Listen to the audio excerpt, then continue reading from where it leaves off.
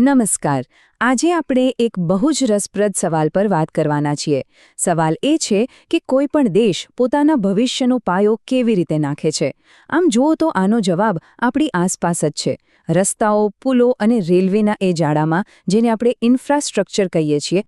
ખરેખર આ એક એવું અદૃશ્ય નેટવર્ક છે જે આખા દેશને જીવંત રાખે છે.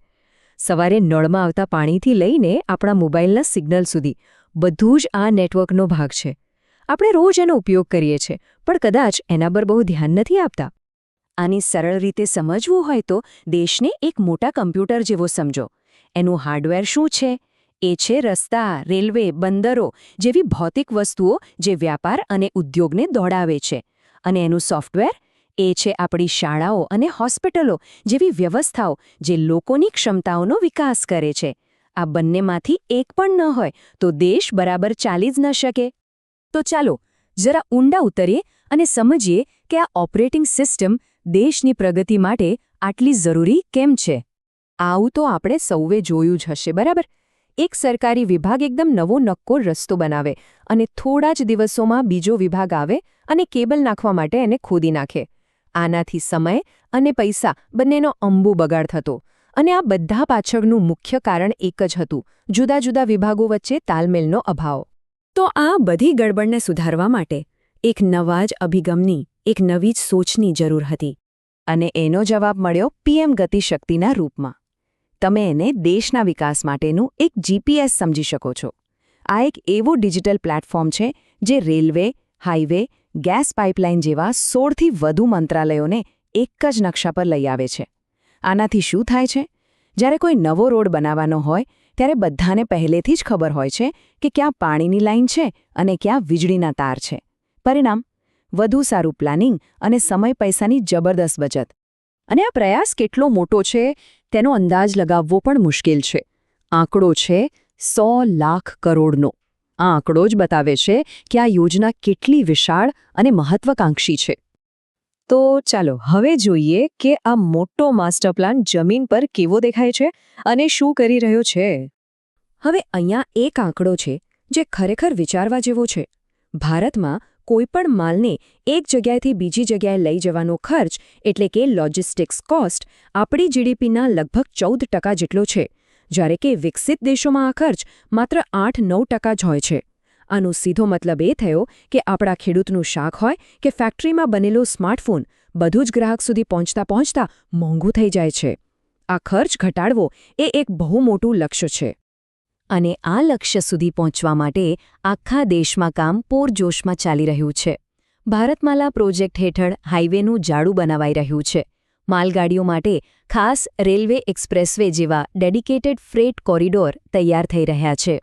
અને ઉડાન યોજના થકી નાના શહેરો પણ હવે હવાઈ મુસાફરીથી જોડાઈ રહ્યા છે.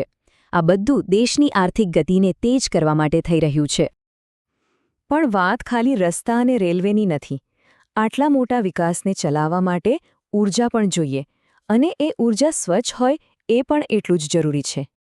આ મામલે ભારતનો રસ્તો એકદમ સ્પષ્ટ છે.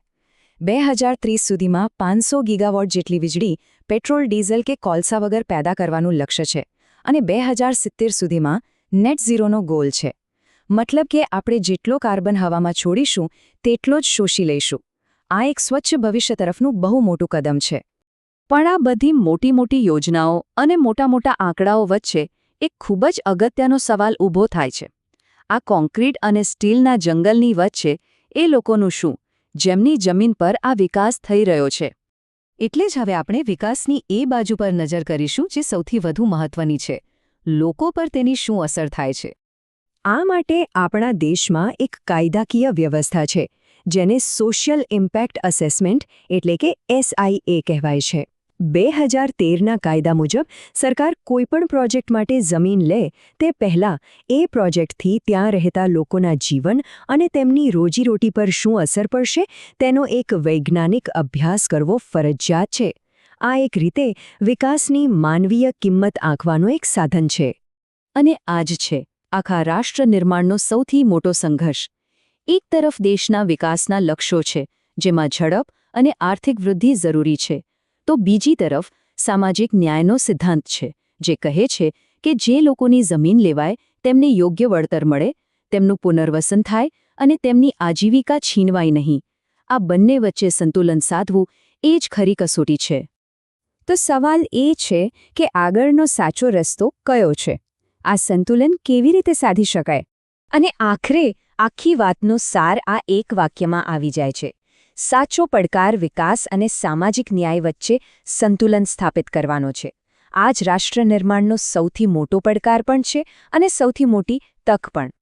અને આ ચર્ચા આપણને આ અંતિમ સવાલ પર લાવીને ઊભા રાખે છે: કોઈપણ રાષ્ટ્ર પોતાના ભવિષ્યનું નિર્માણ કેવી રીતે કરી શકે જે શક્તિશાળી પણ હોય અને સાથે સાથે ન્યાયપૂર્ણ પણ હોય? આ સવાલ પર વિચારવું આપણા સૌ માટે જરૂરી છે.